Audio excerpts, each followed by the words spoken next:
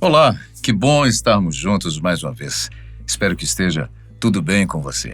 Desde que as sociedades modernas ouviram falar do Mar Morto há bem mais de um século, tratava-se de um enorme lago de água salgada e, claro, sem vida. A quantidade de sal por litro de água é tão alta que até mergulhar é um desafio. Normalmente o corpo da pessoa boia, em vez de afundar, por causa da densidade salínica na água. Contudo, muitos são aqueles que procuram conhecer o Mar Morto, não só para fins de pesquisa, como também pelas suas supostas propriedades curativas. E, claro, para conhecer um dos lugares mais falados da Bíblia. Segundo consta no Velho Testamento, Sodoma e Gomorra, após serem destruídas pelo fogo, foram submersas pelas águas deste mesmo mar como punição divina.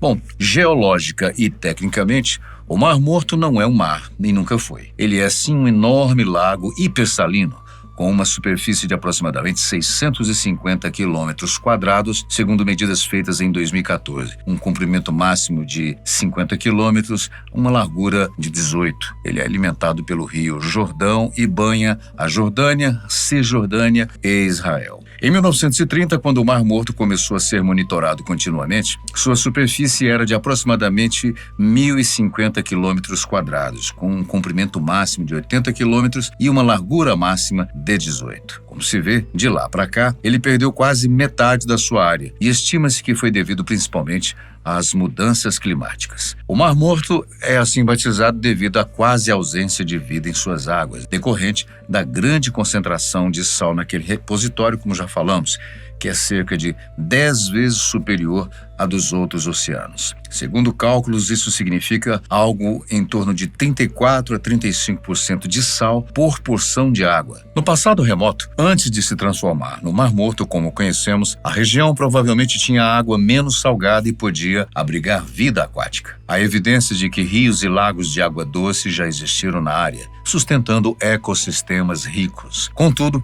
a elevação da salinidade ao longo do tempo tornou o ambiente inóspito para organismos multicelulares. Hoje, a vida no Mar Morto se restringe a micro-organismos extremófilos, como bactérias e arqueias, que evoluíram para sobreviver nessas condições extremas. Mas, e aqui há um mas muito grande, algo tem acontecido nos últimos anos que tem deixado os cientistas coçando o queixo e os cristãos mais animados do que nunca. Por quê?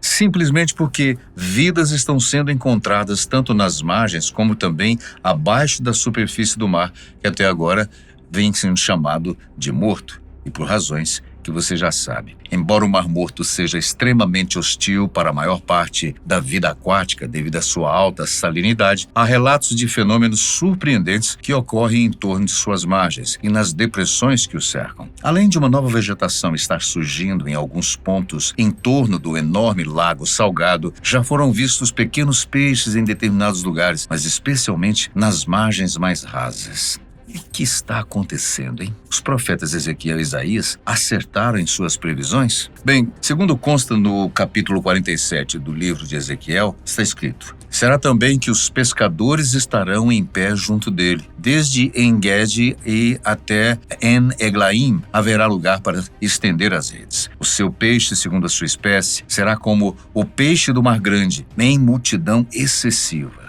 Muitos entendem essa passagem como sendo um prenúncio de que o Mar Morto voltará a ter vida em abundância. Mas vamos destrinchar melhor esse verso. Ezequiel está descrevendo um rio que nasce no Templo de Jerusalém e flui para o deserto, desembocando no Mar Morto. No entanto, nessa visão, as águas do rio tornam o Mar Morto doce e cheio de vida. Que coisa! Quando Ezequiel diz, os pescadores estarão em pé desde En-Gedi até En-Eglaim, que são lugares reais ao redor do Mar Morto, segundo estudiosos, ele estaria com isso representando a extensão da transformação, mostrando que o Mar Morto, que antes não sustentava vida, se tornará um lugar abundante em peixes e oportunidades para os pescadores. O ato de estender redes simboliza prosperidade, trabalho frutífero e abundância. Isso contrasta com a realidade do Mar Morto, onde a pesca seria impossível. Ao sinalizar peixes em multidão excessiva, queria indicar a plenitude e a bênção resultante da presença de Deus. O Mar Grande pode se referir ao Mar Mediterrâneo, que é rico em vida marinha, usado aqui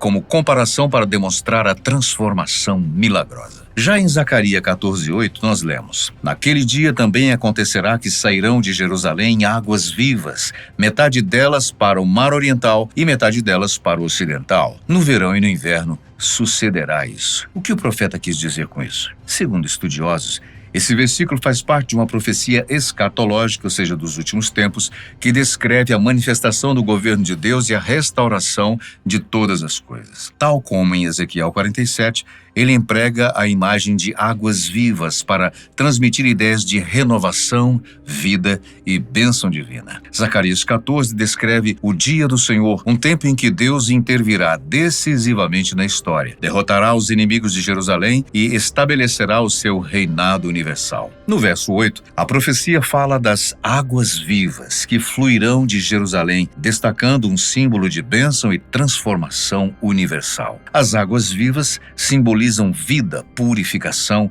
e presença de Deus. Jerusalém, como centro do governo divino, é a fonte dessas águas, representando a graça e a renovação que fluem de Deus para o mundo. O Mar Oriental refere-se ao Mar Morto, símbolo de esterilidade e morte. A chegada das águas vivas indica transformação e renovação, como em Ezequiel 47. O Mar Ocidental refere-se ao Mar Mediterrâneo, conhecido por sua vitalidade e importância comercial. Aqui, as águas vivas representam a extensão da bênção divina sobre todo o mundo, do mais estéril ao mais fértil. No contexto cristão, muitos veem uma conexão entre essa profecia e Jesus Cristo. Ele se apresenta como a fonte das águas vivas, citada em João capítulos 4 e 7, prometendo vida eterna e renovação espiritual. Além disso, a visão final de Apocalipse 22 descreve um rio de água da vida fluindo do trono de Deus, ecoando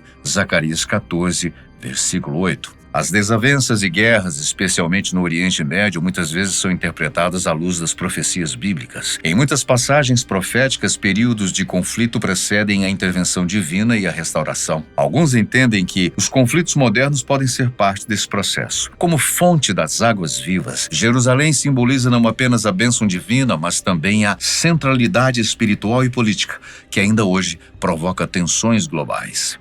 Mas será mesmo que podemos conectar os versículos daqueles profetas com o que estamos vivenciando hoje no mundo? No contexto religioso, quanto mais fundamentalista é o fiel, mais ele enxergará vínculos, ou seja, de que a vida encontrada no Mar Morto é mesmo um prenúncio da volta de Jesus Cristo, o que marcará o fim dos tempos, com a redenção dos fiéis e a punição dos ímpios. Apesar de terem sido vistos alguns espécimes de peixes no grande lago salgado de Israel, no próprio Mar Morto, não há peixes ou organismos multicelulares vivendo permanentemente, a não ser micro-organismos extremófilos, como arqueias e algumas bactérias halófilas. Formas de vida prosperam em ambientes hipersalinos e extremos. O Mar Morto não é o ambiente correto para criaturas maiores. O surgimento de vida maior no Mar Morto acabou se tornando objeto de notícias e confusões. Mas se não tem nada a ver com as profecias, o que então aconteceu por lá? Bem,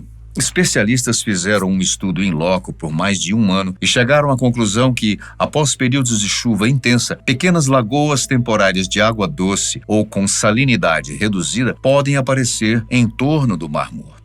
Nessas áreas, algas, pequenos organismos e, às vezes, ovos de artêmias, que são pequenos crustáceos, podem se desenvolver, mas não sobrevivem por muito tempo devido à evaporação e aumento de salinidade. Lembre-se que a chuva naquela região não é algo que se vê com frequência. Além disso, em áreas onde lençóis freáticos e nascentes de água doce desembocam no Mar Morto, pequenas quantidades de água menos salgada podem permitir a presença temporária de peixes que são transportados de riachos ou fontes próximas. Esses peixes geralmente não sobrevivem muito tempo, pelo mesmo motivo. E isso não acontece de poucos anos para cá, mas na verdade há muito tempo. Trata-se de um processo natural e não escatológico, ou seja, característico dos últimos tempos. Alguns relatos populares sobre peixes do Mar Morto podem se referir a mal-entendidos ou a fenômenos de lagoas temporárias em suas margens. Quanto à vegetação encontrada nas margens do Mar Morto, ela é estreita a áreas onde existem fontes de água doce,